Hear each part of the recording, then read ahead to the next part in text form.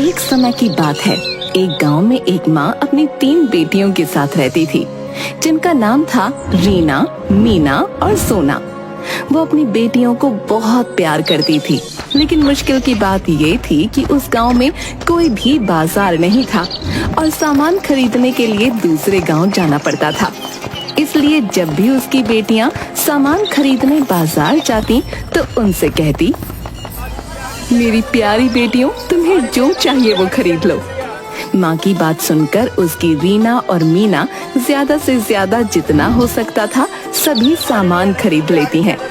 औरतों की पसंद का हर सामान वो अपने थैलों में भर लेती, लेकिन उस औरत की तीसरी बेटी सोना कुछ भी ज्यादा नहीं खरीदती।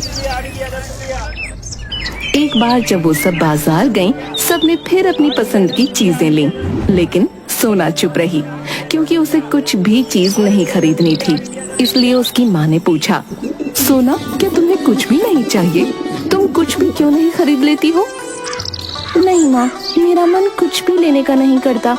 मुझे कुछ भी अच्छा नहीं लगता। तुम मुझे केवल गेंदा के फूल लेकर दे दो। मुझे गेंदा के फूल बहुत पसंद है। उसकी माँ ने सोचा, मेरी सोना कभी कुछ नहीं मांगती। गेंदा के फूल तो जंगल से मुफ्त में ही मिल जाएंगे। इसकी इच्छा भी पूरी कर देती हूँ। माँ अपनी सभी बेटियों को घर वापस भेजकर अपनी छोटी बेटी सोना के लिए गेंदा का फूल लेने चली गई। अपनी बेटी के लिए गेंदा का फूल लेने जंगल के पास वाले खेत की तरफ वो जा रही थी। उसने उसकी बेटियों का खरीदा हुआ सामान अपनी पीठ पर लादा हुआ था और वो धीरे धीरे चल रही थी। सूरज ढल गया और अंधेरा छाने लगा। हे भगवान, कहीं भी गेंदा के फूल नहीं लगे। शाम होने लगी है, लगता है खाली हाथ ही वापस जाना होगा। माँ को रात में दिखाई नहीं देता था, इसलिए वो रास्ता भूल गई और चलते चलते वो एक भयानक जंगल में पहुँच गई। माँ को बहुत डर लग रहा था, लेकिन फिर भी वो हिम्मत बांधकर आगे चलती रही। जंगल में कुछ और आगे जाने पर उसे एक बड़ा ही खूबसूरत राजमहल दिखाई पड़ा। अरे, इस जंगल में कोई राजमहल है? ये तो मुझे नहीं पता था। थोड़ा आगे बढ़ने के बाद उसने देखा कि महल के चारों तरफ गेंदा के फूल लगे हुए थे और गेंदा के फूलों से पूरा राजमहल का बगीचा महक रहा था। बड़ा ही सुंदर दृश्य था। अचानक उसे याद आया कि उसकी छोटी बेटी सोना के लिए उसे गेंदा के फूल लेने हैं। न जाने कैसे ये बात भूल गई। मैं बहुत बूढ़ी हो गई हूँ।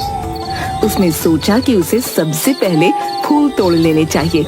जैसे ही उसने फूलों को तोड़ा, तुरंत ही एक भयानक राक्षस वहाँ आ गया और बोला, तुमने मेरे बगीचे के फूल तोड़े हैं, मैं तुम्हें कैद करूंगा। भैया, मेरी बेटियां अनाथ हैं। मैं वापस नहीं गई तो वो मर जाएंगी। मैं तो अपनी बेटी सोना की इच्छा पूरी करने आई थी। सोना? अच्छा, तो उसके लिए तुमने ये फूल तोड़े। अब इन फूलों के बदले में तुम्हें अपनी बेटी सोना मुझे देनी होगी। लड़कियों की माँ बुरी तरह से डर गई। उसने सोचा कि वो फूल फेंक कर वहाँ से भाग जाए। लड़कियों की माँ जोर जोर से रोने लगी। आखिरकार उसे उस राक्षस को वचन देना पड़ा। मुझे छोड़ दो भाई, कल मैं अपनी बेटी को तुम्हें सौंप दूंगी। एक के लिए सबको अनाथ नहीं कर सकती। मुझे जाने दो, पर मुझे दिखता नहीं, घर कैसे पहुंचूंगी? उसने गेंदा के फूलों को उठाया। राक्षस ने जादू किया और वो घर पहुंच गई। उसे देख सोना दौड़ती हुई आई और बोली, तुम कहाँ चली गई थी माँ? मुझे फूल नहीं चाहिए, पर तुम मुझे छोड़कर मत जाना। माँ ने कलेजे पर पत्थर रखकर फूल सोना को दे दिया और बोली, बेटी, तुम्हारे लिए तो ये फूल लेने गई थी। ये बहुत महंगे हैं। तुम्हें महल में जाकर इन फूलों का मूल्य चुकाना होगा, लेकिन मुझे नहीं पता तुम उसमें से वापस आओगी या नहीं। ठीक है माँ, डरने की कोई बात नहीं है, मैं वहीं रहूंगी। उसकी बेटी ने इन सब बातों पर कोई ध्यान न दिया। वो फूलों को पाकर बहुत खुश थी। आखिरकार वो अपनी माँ के साथ राजमहल की तरफ चल पड़ी। जब वो वहाँ पर पहुँची तो उसने देखा कि वहाँ वो सब कुछ है जो उसे चाहिए। चारों तरफ फूल लगे हुए थे। वो बड़ी खुश हो गई। देख बेटी, मैं जा रही हूँ। आगे जो भी होगा उसका सामना तुझे ही करना होगा। मैं जानती हूँ तू मेरी बहादुर बेटी है। अगर मुझसे कोई गलती हो तो मुझे माफ कर देना। बेटी मैं मजबूर हूँ, मुझे तेरी बहनों की भी रक्षा करनी है। सोना को वहाँ छोड़कर उसकी माँ जल्दी जल्दी अपनी दूसरी बेटियों के पास चली गई।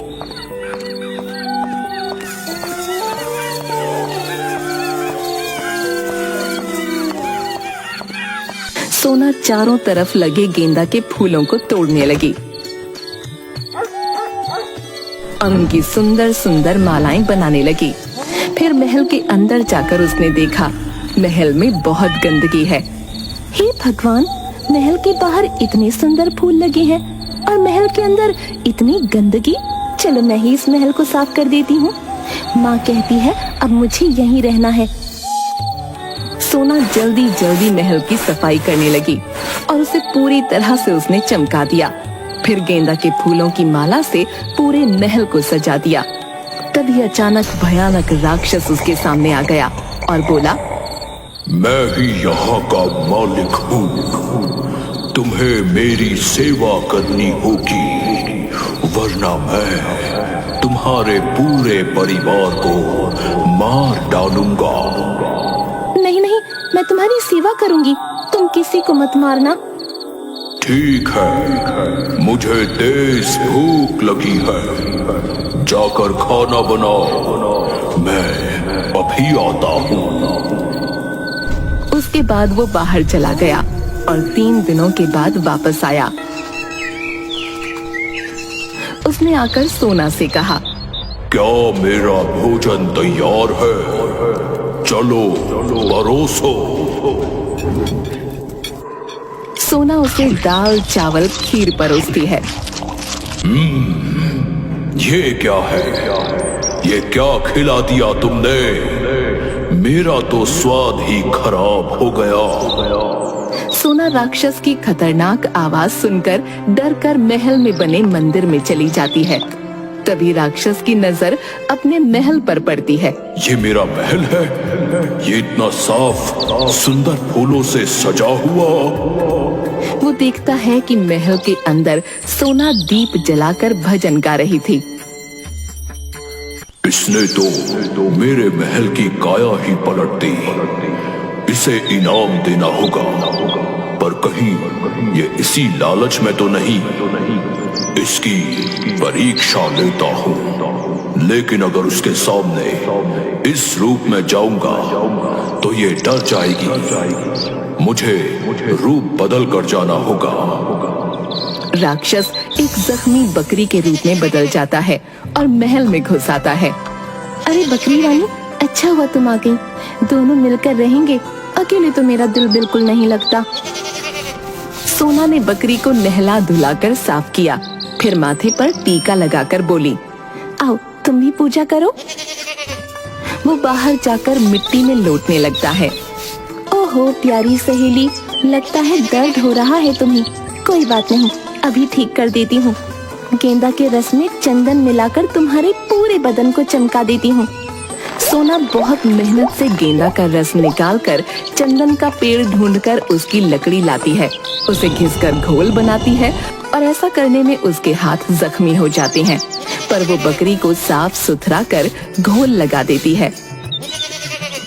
राक्षस को चंदन की महक से आराम मिलता है और वो सो जाता है। हे राम, इस बकरी के खर्राटे तो बड़े ही भयंकर हैं। मुझे इनसे डर लग रहा है। वो बकरी की नाक में गेंदा के फूल भर देती है। बकरी के रूप में राक्षस को तेज छींकें आती हैं और वो राक्षस के रूप में आ जाता है। हे राम, एक राक्षस गया तो दूसरा राक्षस आ गया। एक छींक से बकरी राक्षस बन गई। अब मैं इससे कैसे बचूं? वो भागकर गेंदा के बगीचे में छुप जाती है और सोचने लगती है, तैयारी तैया, एक छींक ने बकरी को राक्षस बना दिया। अब तो राक्षस से बचने के लिए मुझे भी छींकना होगा। शायद मैं भी कोई भयानक चुड़ैल बन जाऊं। इसका मुकाबला तो तभी कर सकते हैं। सोना ने अपनी नाक में गेंदे के फूल की डंडी डाली और जोर से छींकी। बहुत बढ़िया, अब डरने की कोई बात नहीं। अब इस बकरी राक्षस का काम तमाम करती हूँ। अरे ओ बकरी राक्षस, जरा सामने तो आ। मैं तुझसे डरने वाली नहीं। तुझे क्या लगा एक छींक में तू राक्षस बन सकती है? तो क्या मैं कोई चुड़ैल नहीं बन सकती? देख मैं क्या बन गई हूँ। राक्षस उसे देखकर हंसता है और कहता है, तुम अभी भी सोना ही हो। और सुनो, मैं बकरी नहीं हूँ, असली राक्षस हूँ। क्या तुम मुझसे शादी करोगी? मुझे तुम बहुत पसंद हो। मैं और राक्षस से शादी? तुम तो पहली रात में ही मुझे खा जाओगे। ना बाबा ना, मैं तुमसे शादी नहीं करूंगी। मैं जानता हूँ, मैं बहुत बदसूरत हूँ, इसलिए कोई भी मुझसे शादी नहीं करना चाहता। मेरे लिए तो यही अच्छा है कि मैं मर जाऊं, लेकिन डर के मारे कोई मुझे मारने भी नहीं आता। तुम मेरी मदद करो। मदद? मैं भला तुम जैसे राक्षस की क्या मदद कर सकती हूँ? तुम मुझे मार दो। अगर तुम मुझे मार दोगी तो यही मेरी सबसे बड़ी मदद होगी और मैं तुम्हें छोड़ दूंगा। सोना, मेरे हाथ में जो तलवार है उसे लेकर मेरा सर काट दो। सोना जोर जोर से रोने लगी क्योंकि उसे इस तरह की चीजें करने की आदत नहीं थी। उसने कहा, मैं ये नहीं कर पाऊंगी।